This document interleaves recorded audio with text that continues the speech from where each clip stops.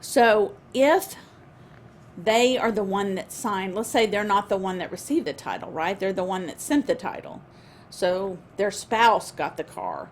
So let's say I represent Joe Bob and Susie Q got the car in question. And so Joe Bob signed over the title to her. Well, he can't control when she enters that, right?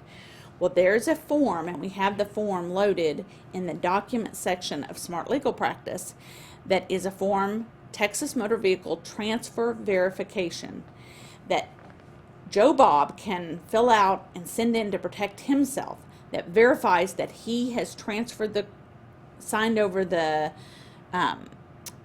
title to her. So that puts everyone on notice that he doesn't think he's responsible for that car any longer.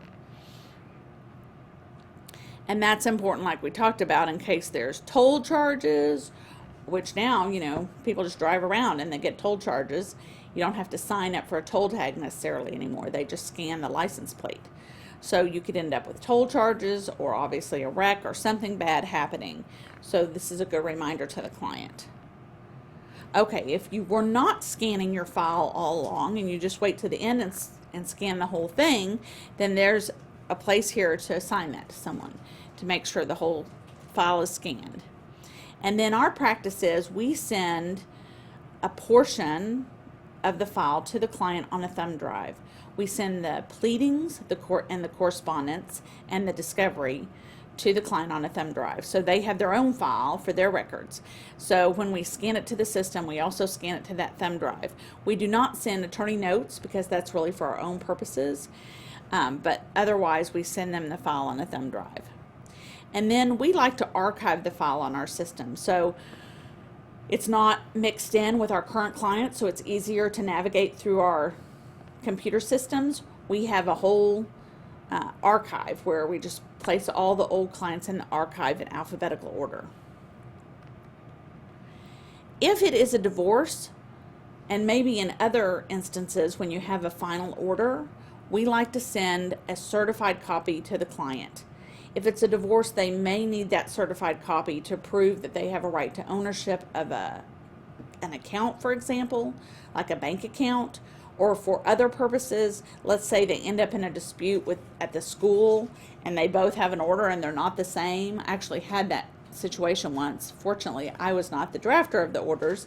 I was a lawyer later in the case trying to fix it, but somehow they had ended up with two orders dated very similarly, but they were not the same. So if your client has the certified copy, that will appear to the third party to be the proper version. So I think having a certified copy is important. The court will not automatically give you one, so you have to request one, and there's a small charge per page for it, but I think it's worthwhile, and most clients will really appreciate having that. You don't necessarily need a certified copy for your record, so I don't get two, I just get one for the client. You can always get one later too, so if you didn't get one and then something comes up, you can always get one at a later time. It's important to include at the end of your case, and we've included it in the checklist, a letter to your client that your services have now ended, because the statute of limitations for malpractice, not that any of us are committing malpractice, but the statute of limitations starts running when you send that letter. And you want it to start running because they now have noticed that your work is done. So the letter needs to say, we've now concluded our services. Thank you so much. We've appreciated your business. If you have any friends or family that you want to send to us, whatever else you want to say in the letter. But you definitely need to say, our services have now ended. So they're clear that they're done, the statute can start running. Now, of course, the statute may not start running if they can make an argument that they didn't discover the malpractice. So that's a whole nother issue for a whole nother day. But the best practice would be to send that letter. We also like to send a letter informing people that they would want to consider updating their will. We don't do wills here, so we're not generating work by suggesting that, but they have had a major change and it just may not have occurred to them that they want to change their will. So we recommend that in the letter.